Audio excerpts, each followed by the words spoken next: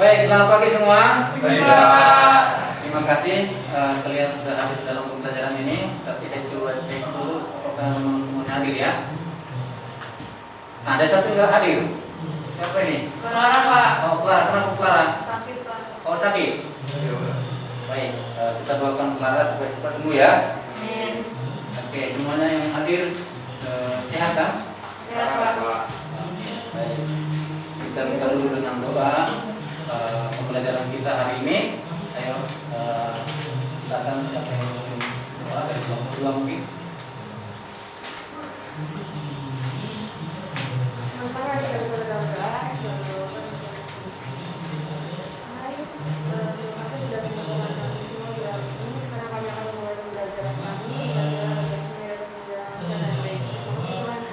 Amin. Dalam nama Bapa dan Putra dan Roh Kudus. Amin. Terima kasih Lintang doanya ya.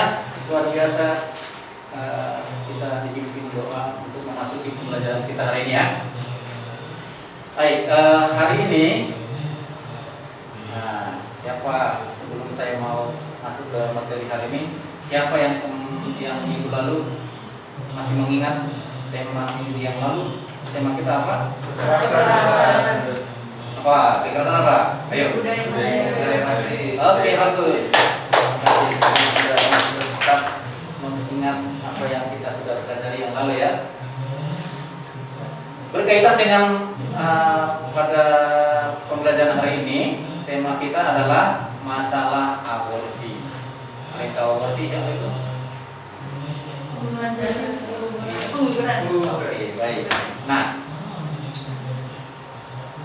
sebelum masuk ke pembelajaran kita, saya ingin kalian semua fokus ke materi kita hari ini. Itu kita kembali YL 36. Mari kita buka dengan YL.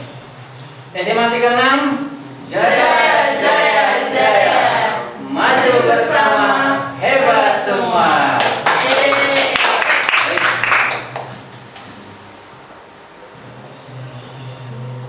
Pembelajaran kita temanya aborsi. Kita sudah tahu mungkin bagaimana kejadian-kejadian remaja atau apa tentang masalah ini ya. Banyak yang melakukan ini tindakan aborsi ini, banyak yang terjadi umumnya di kalangan remaja. Ya enggak? Ya enggak? Iya, Pak. Apalagi di negara maju ya. Iya. Untuk kita pelajari ada manfaatnya hari ini supaya kita tahu apa akibat ya, akibat dari pengguguran, apa sebab-sebabnya sehingga kita tahu menghindarinya ya, atau membantu orang lain nanti untuk tidak melakukan itu sesuai dengan ajaran gereja kita seperti apa. Nanti akan kita dalami bersama ya, menggali bersama apa itu aborsi dan bagaimana gereja kita memandang tindakan aborsi dan juga undang-undang negara nanti akan kita lihat juga ya. Pembelajaran kita akan kita dalami bersama proses ini dengan tetap menggunakan pembelajaran berbasis masalah, ya kan? Atau problem based learning.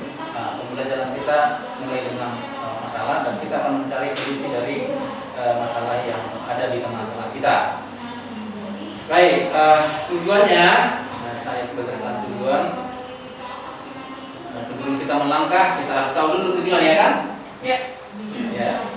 Tujuannya adalah kita semakin mengerti apa itu aborsi, kemudian tahu jenis-jenis aborsi, lalu mencoba melihat sebab dan akibat dari aborsi itu, kemudian bisa merefleksikan pandangan kita suci dan ajaran gereja tentang aborsi, ya.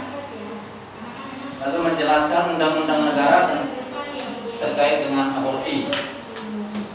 Yang terakhir adalah merancang aksi untuk mencegah supaya tidak terjadi aborsi, ya, atau pengguguran. Nah ini perhatikan. Ini apa nih gambar apa nih? Ini janin yang sedang dibutuhkan ya dalam kandungan menggunakan gunting. Ya, coba bayangkan ini ya. Bagaimana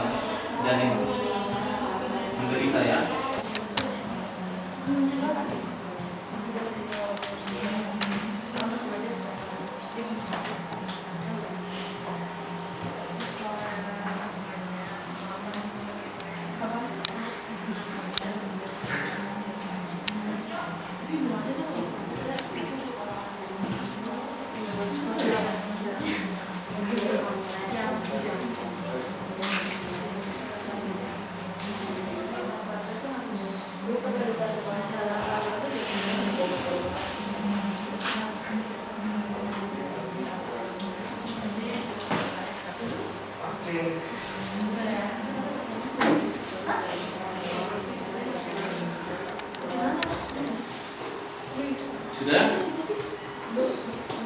Belum? Oke.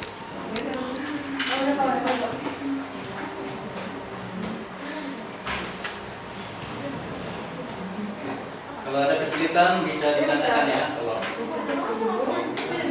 kurang paham dari pertanyaan-pertanyaan itu. Sudah ya? Kelompok 1 sudah? Sudah. Luar biasa kelas kelompok 1. Kelompok 2? Ya, Pak. Sudah? Ya. Luar biasa juga. Kelas apa? Kelompok 3? Sudah, Pak. Oh, mantap. Silakan kita tepuk tangan atas hasil kelompok. Nah, baik. Nah, seperti yang lalu kita akan mempresentasikan hasil kelompok kita seperti apa.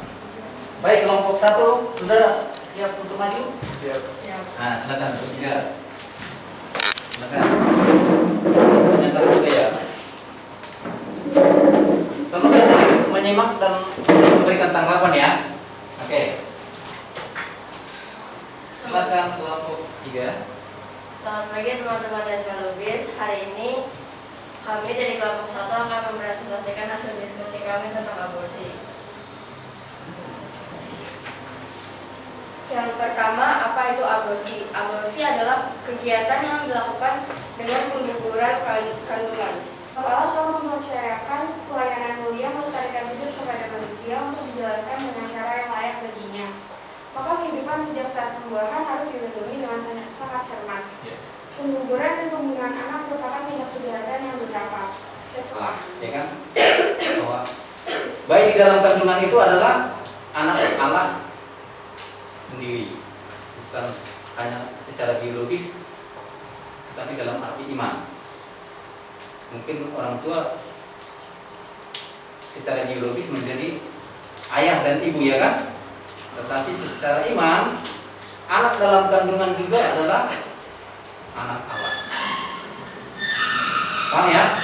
Baik, mari kita tutup pertemuan kita dengan doa. Silakan yang kelompok 2 ya, silakan Leo. Teman-teman dan Kalubis, mari kita bersama dalam doa. Kita ya. Iya, Pak.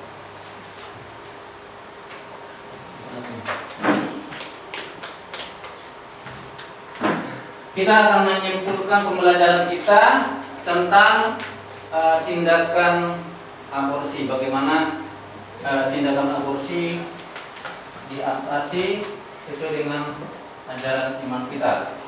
Kalau tadi kita sudah melihat jenis-jenis aborsi, saya kira sudah baik secara medis dan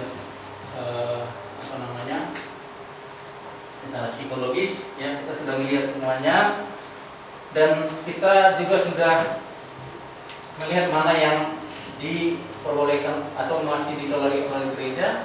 Kalau itu berkaitan dengan kesehatan harus ada pilihan bagi si ibu, ya masih bisa diterima tindakan aborsi secara moral.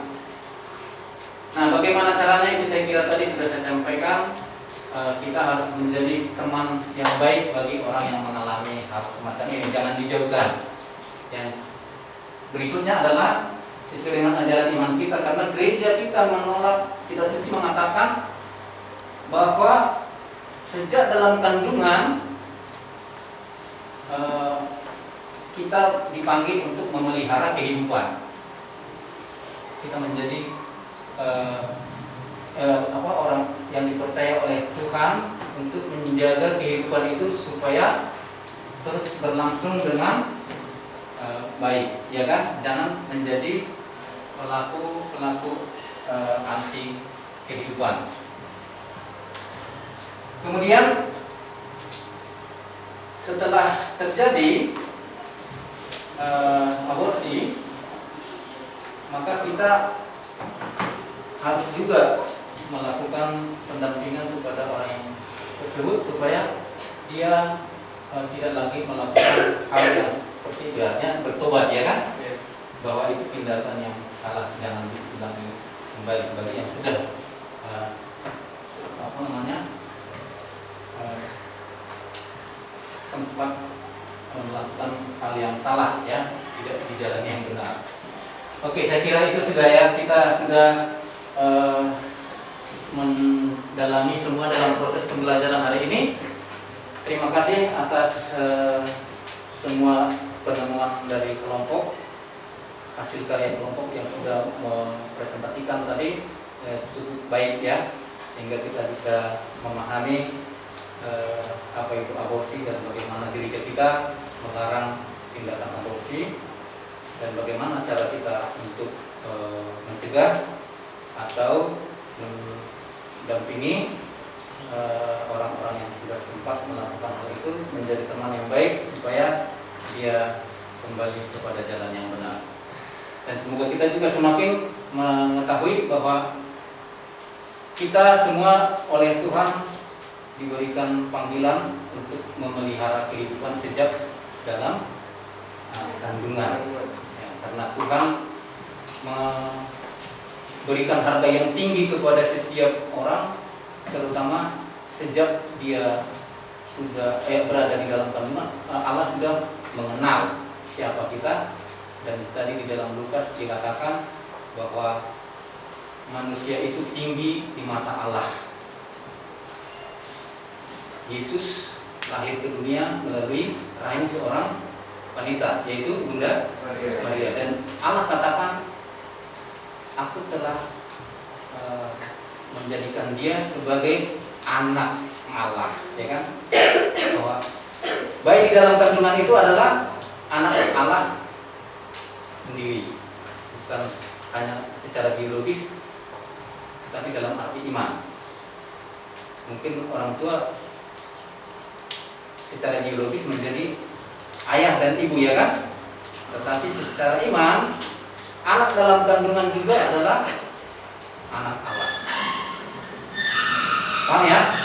Baik, mari kita tutup pertemuan kita dengan doa. Silakan yang kelompok 2 ya, silakan. Leo. Teman-teman dan penulis, mari kita bersama dalam doa. Tuhan, terima kasih Tuhan atas pembelajaran hari ini. Semoga benar berjalan lancar dari awal sampai akhir Tuhan. Berdoa Tuhan, semoga apa saja yang dipelajari pada hari ini dapat kami mengerti dan dapat kami aplikasikan dalam kehidupan kami sehari-hari. Terima kasih Tuhan, amin. Amin. Dalam nama Bapa dan Putra dan Roh Kudus, amin. Baik, terima kasih untuk semuanya atas kehadiran dan kebersamaan kita dalam proses pembelajaran hari ini. Sampai minggu depan. Terima kasih Pak. Ya, tema kita minggu depan jangan lupa ya. Tema kita minggu depan adalah bunuh diri dan euthanasia.